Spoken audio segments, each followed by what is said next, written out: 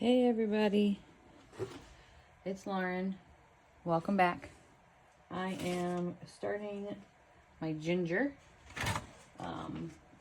Just went to BJ's and bought a couple of their organic ginger boxes that they have there. Sure, the proper way would be to order it from an actual supply place, but I ain't got time for that. I put a really thin layer, just plain old potting mix on the bottom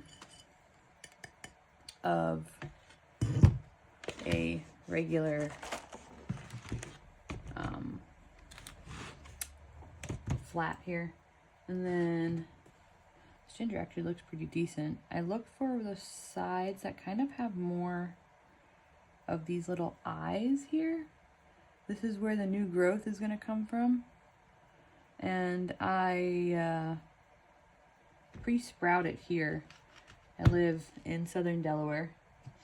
I am zone 7B, and it's just not a long enough growing season to really get decent sizing on my ginger if I were to just put it out when it's warm enough. So I pre-sprout it here. Today is January 17th. I'm just placing it here with what looks like, I'm not sure if these are called eyes or not, but letting them face up. Not much to do with these once you kind of put them in this soil.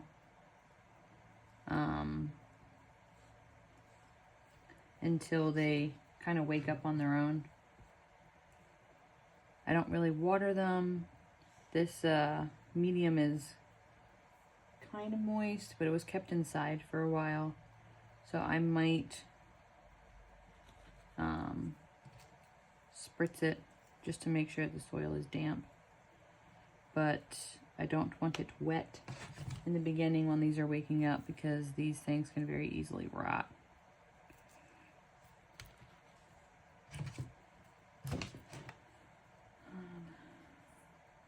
I think each of these boxes were, I don't know, maybe $10 or $15 a piece. And this will give me all the ginger I need for the next year. Where'd my shovel go? Sprinkle these guys now with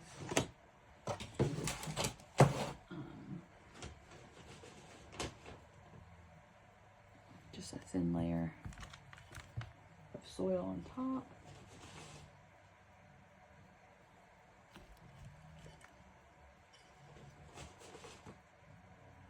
And that's really pretty much it for getting ginger pre-sprouted indoors. I put them on the top of some shelves until I see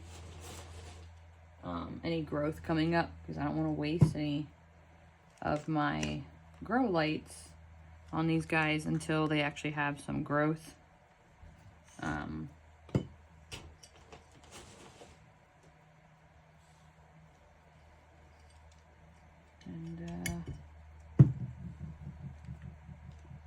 That's about it.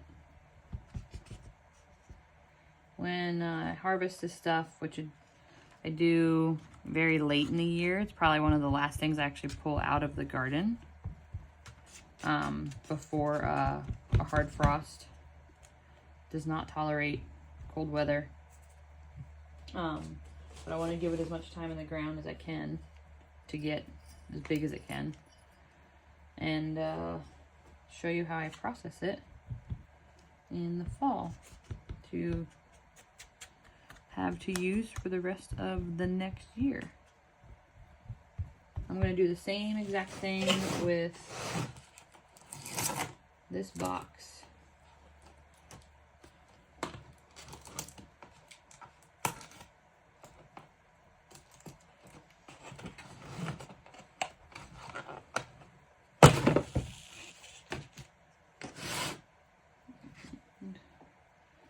said. You can see these little tips where the new growth is going to be coming from. Aim for that to be up. It's very brightly colored. And I'm going to get these under, or actually on top of my grow shelves. There's a big old knuckle. And I will come back here with a couple of pots and do some potting up on some houseplants with you guys. All right. So for the first houseplant we have, it's a white princess philodendron. It's got these really pretty variegations in the leaves. Philodendrons are honestly pretty easy to grow and propagate, but they are climbers. So at some point they're either going to like drape down and fall in front of whatever you're growing it off of, or you're going to have to need to provide a backbone for it to climb up. Going to just put in that potting soil and kind of make a nice little wall around the sides for it. Mix up that dirt that's in there a tiny bit.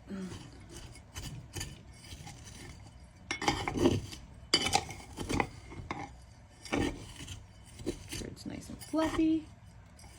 This is probably a bigger pot than this thing should go in. But it's a pot that I have and I don't have to buy another one, so that is why these are going to be the new pants for this pot.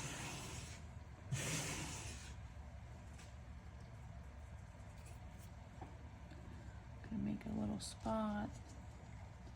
See how it sits in here. Okay. All right, let's see what this root ball looks like.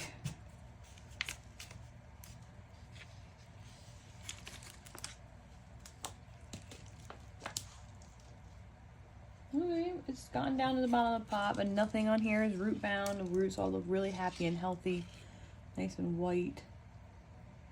Gonna just loosen this bigger one up. We're just gonna plop this guy down in here, and I'm gonna actually use this to help me backfill around this guy.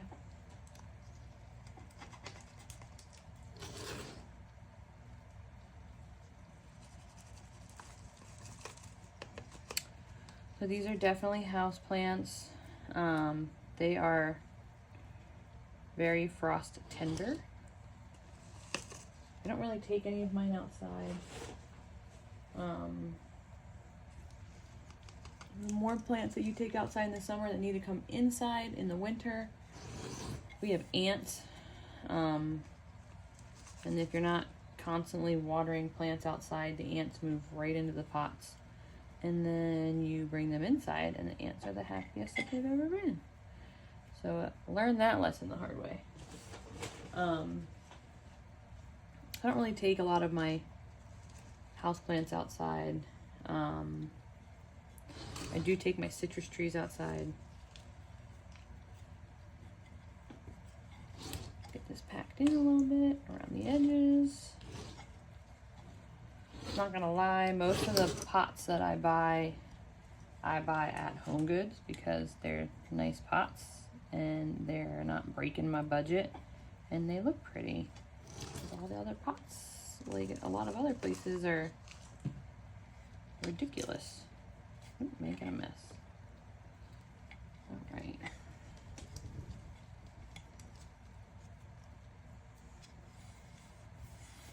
I'm gonna put this guy on a, that's not the right size. There we go.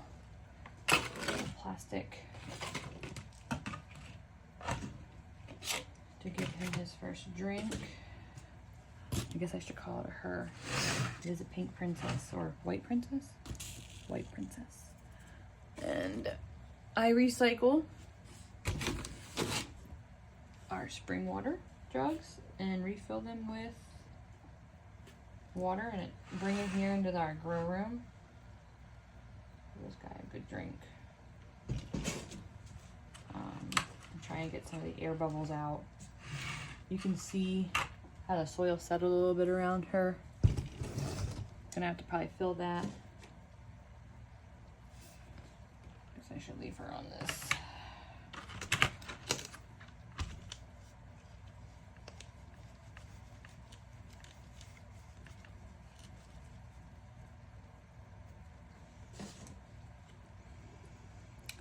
I have a weak spot for variegated plants. They're just eye-catching and just different. And that easy. The next time that I water, I'm making it worse. I will actually water these guys with my natural to keep the fungus gnats out of the grow room. I also start my vegetable seeds, which we'll be doing very shortly. And that's number one. The second plant that I have to pot up is this lady. It is a ruby rubber plant. Super pretty. They can grow really fast if you make them happy. Really beautiful with the pink little lining around the edge of the leaves. You do have to kind of be careful with rubber trees. I grew up with a rubber tree that my parents had, and they always yelled at us to not touch it because if you break the leaves, it does bleed a latex, which if you're allergic to, obviously you'll have a reaction, but that every time you come in contact with that fluid, you yourself can actually begin to develop a latex allergy. So you gotta be careful when the plant looks like it's leaking. Again, this is not a cold tolerant plant. Got some nice white roots just starting, but for the most part, this guy actually looks like they could use a little bit of breathing, like it's been wet a lot. You see all these like dark roots, they're really soft, almost as if it's been overwatered. Poor guy.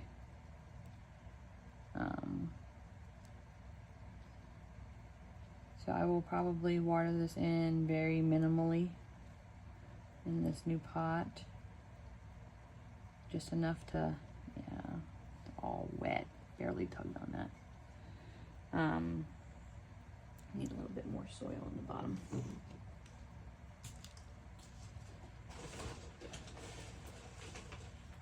And then we'll let this dry all the way out in between the next watering.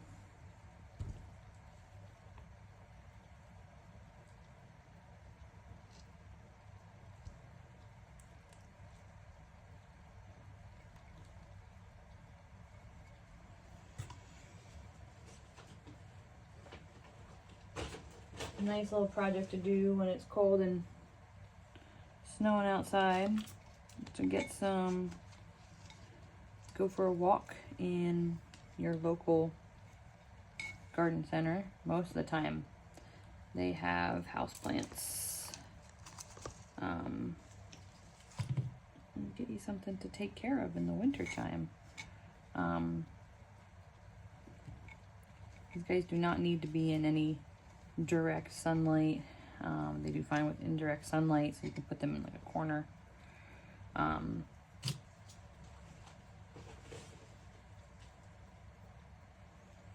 a room.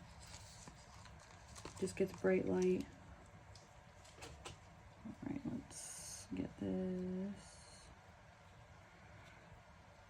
tucked in these corners.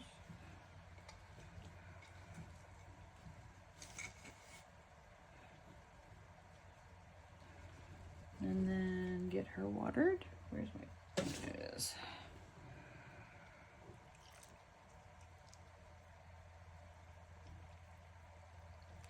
Okay.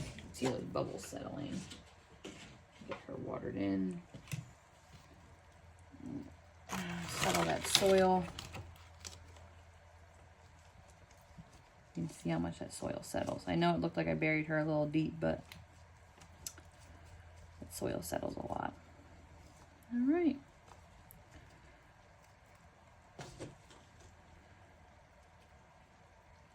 And